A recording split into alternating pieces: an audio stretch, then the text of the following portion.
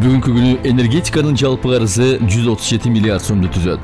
Энергетика тармагын өнүктүрүү максатында 2005 жылдан тартып 2020 жылга чейин чет жактан алынган тышкы карыздардын көлөмү. Президент Курманбек Бакиевдин тушунда 2005-2010 жылдары 9 миллиард 296 миллион сом.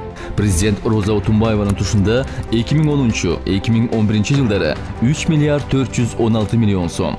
Президент Алмазбек Атамбаевдин тушунда 2011-2017 жылдары 98,3 миллиард сом.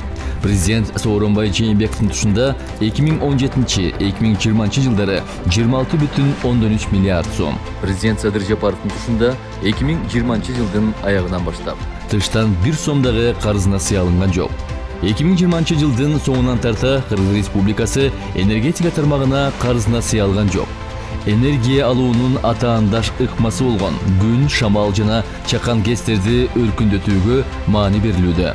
Азыркы учурда өлкөнүн аймактарында 50дөө чакан жана орто гэстер курулуп жатат. Андан кийин энергетика тармагындагы тышкы карыздарыбыз тездик менен жабыла баштайт. Тышкы карыздарды төлөөгө келгенде мамлекетке да, инвесторго да пайдалуу болушу үчүн ошол каражатты жашыл экономиканы өркүндөтүүгө жумшоо демилгеленди.